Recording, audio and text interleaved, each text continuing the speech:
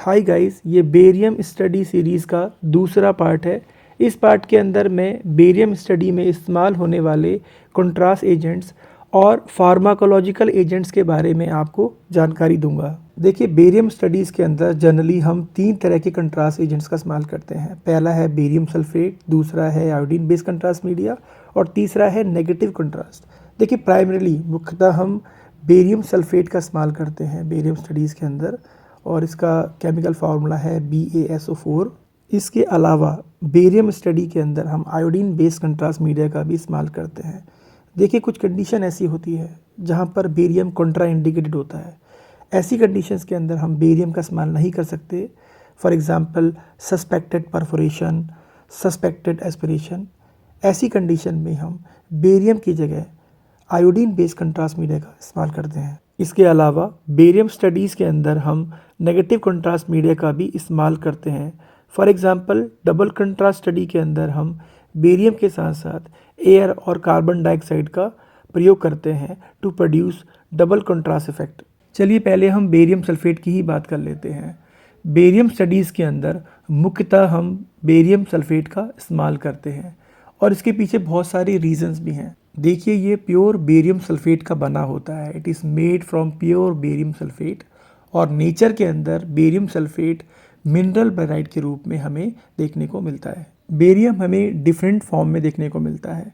For example, liquid suspension. इसके अलावा ये हमें पाउडर फॉर्म में भी देखने को मिलता है। यहाँ पर हम बेरियम कार्बोनेट का इस्तेमाल नहीं करते क्योंकि ये पॉइजनस होता है। बेरियम स्टडीज़ में बेरियम का इस्तेमाल होने के पीछे बहुत सारे कारण हैं, और सबसे बड़ा कारण है इसका high atomic number which is 56।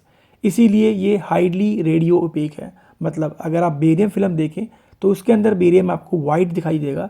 इसका मतलब बेरियम एक्सरे को एब्जॉर्ब या एटीन्यूएट करता है। Therefore it produces excellent bowel opacifications. मतलब इसमें जो बाउल ऑपेसिफिकेशंस होते हैं वो बहुत अच्छे से दिखाई देते हैं। एक और बात जानना आपके लिए बहुत इंपॉर्टेंट है, और जनरली ये क्वेश्चन आपको वाइवा में पूछा जाएगा कि बेरियम को ही हम क्यों बेरियम स्टडी में कंट्रास्ट मीडिया के रूप में इस्तेमाल करते हैं। एंड यू हैव टू से barium is an ideal contrast for GI track as its KH is 37 kV approximately. It is close to the mean energy of X-ray used in diagnostic radiography. देखिए, contrast का जो concept है वो KH पर based है। For example, barium का जो KH है वो है 37.4 kV, और आयोडीन का जो KH है वो है 33.2 kV, जो डायग्नोस्टिक रेडियोग्राफी में यूज़ होने वाली एक्सरेज की मीन एनर्जी के क्लोज है। इसीलिए इनका इस्तेमाल रेडियोलॉजी में कंट्रास्ट एजेंट के रूप में किया जाता है। I have already uploaded a video on KH. If you have any doubt, you can check out the video. Link is given in the description box. Next important point is they are insoluble in water. ये पानी में नहीं घुलते हैं. So you can say they are inerts to the tissues. Since they are not absorbed in the bowel, क्योंकि ये bowel में absorb नहीं होते, you can say they are non-toxic. देखिए, बेरियम सस्पेंशन में बेरियम पार्टिकल का साइज 0.1 से 3 micrometer होता है, which make them more stable in suspension. इसके अलावा बेरियम सस्पेंशन का जो pH लेवल होता है वो है 5.3, which make it stable in gastric acid. और सबसे बड़ा एडवांटेज ये होता है कि दे आर रिलेटिवली इनएक्सपेंसिव। कहने का मतलब ये है कि आयोडीन बेस्ड कंट्रास्ट मीडिया की तुलना में इनका प्राइस कम होता है। Secondly, it provide excellent coating property of gastrointestinal mucosa. देखिए, बेरियम सस्पेंशन गैस्ट्रोइंटेस्टिनल म्यूकोसा की एक्सीलेंट कोटिंग को प्रोवाइड करता है। इसके अलावा अगर मैं बात करूँ इसके रूट ऑफ एडमिनिस्ट्रेशन की, तो जनरली हम 2 तरीके से इसको एडमिनिस्टर करते हैं। पहला है ओरली और दूसरा है रेक्टली।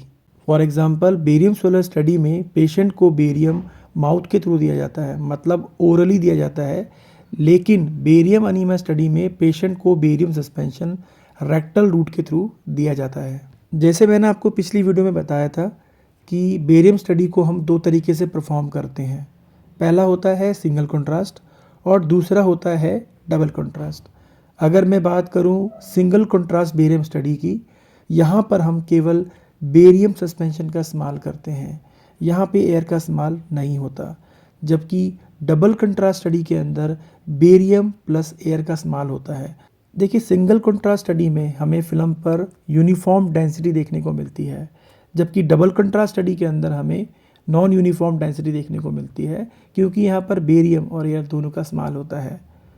सिंगल कंट्रास्ट स्टडी को हम तब करते हैं जब हम लार्ज लीजन सस्पेक्ट करते हैं, जबकि डबल कंट्रास्ट स्टडी तब परफॉर्म की जाती है जब हम स्मॉल लीजन्स या म्यूकोजल लीजन सस्पेक्ट करते हैं। चलिए अब बात करते हैं आयोडीन बेस्ड कंट्रास्ट मीडिया की।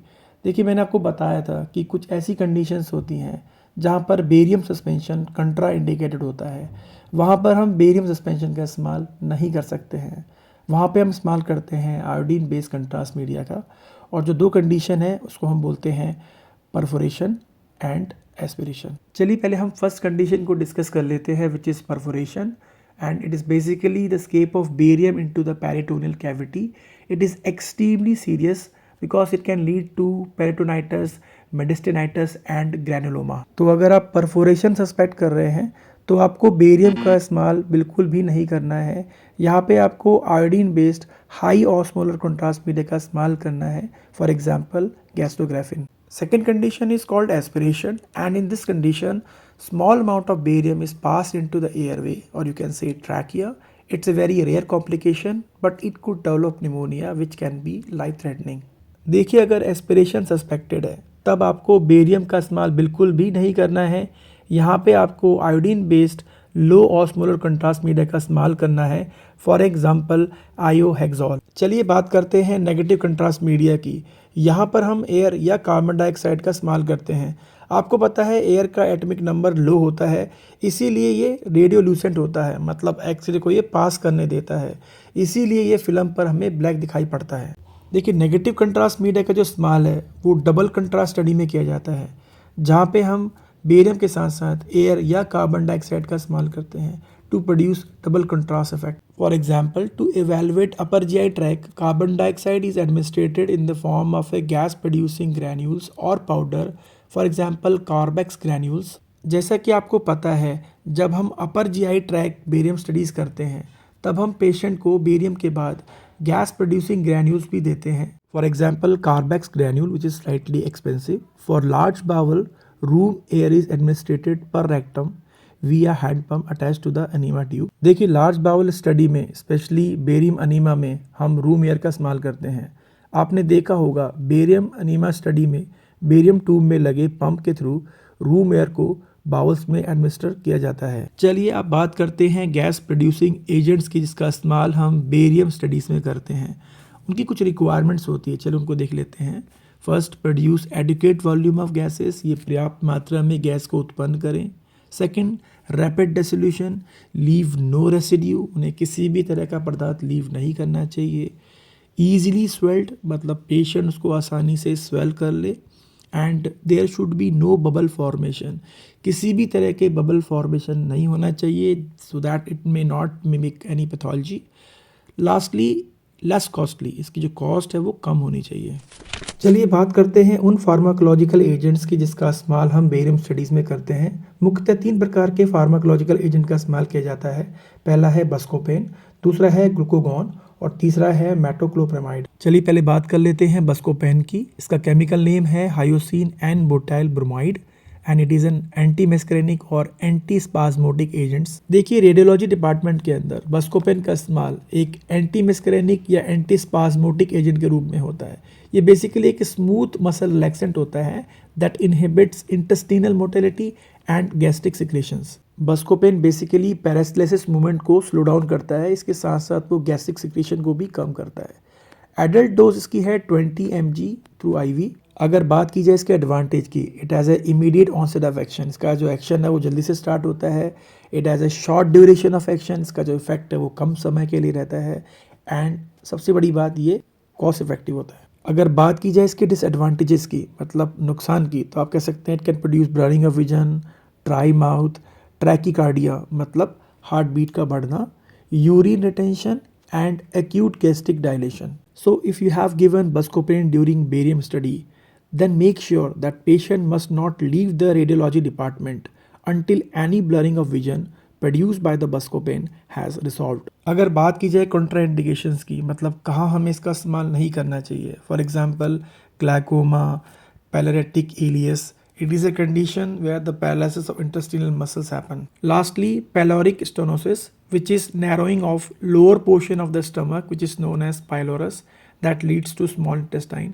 अगर बात की जाए इनके इस्तेमाल की, इसका इस्तेमाल हम जनरली बेरियम स्टडी में करते हैं, specially barium enema and barium meal. इसके अलावा इसका इस्तेमाल सीटी और एमआरआई स्कैन के दौरान भी किया जाता है जब हम एब्डोमेन का स्कैन करते हैं, क्योंकि बस्कोपेन एक स्मूथ मसल रिलैक्सेंट है जो स्कैन के दौरान बावल मूवमेंट की वजह से उत्पन्न होने वाले मोशन आर्टिफैक्ट या ब्लरिंग को रिड्यूस करता है, and in this way we can improve the diagnostic accuracy. चलिए आप बात करते हैं ग्लूकागॉन की।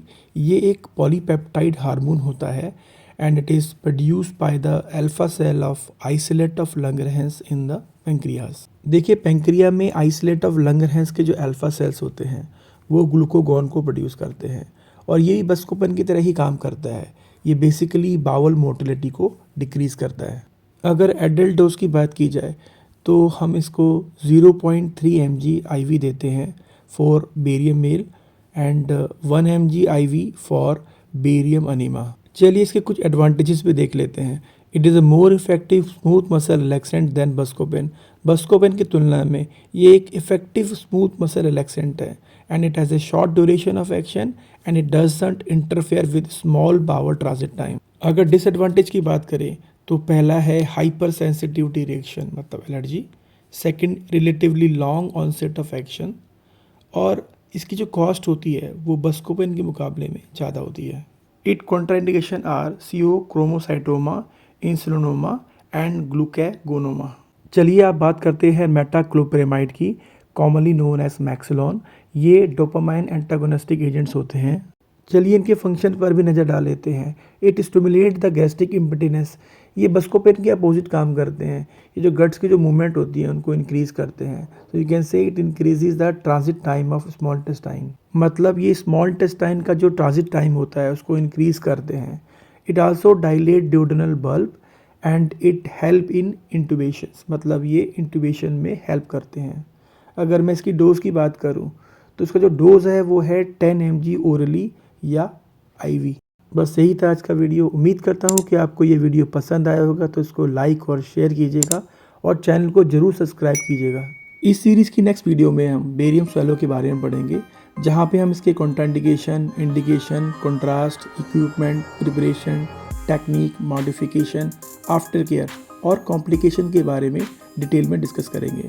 तो मिलते हैं आपसे अगले वीडियो में। Bye and take care.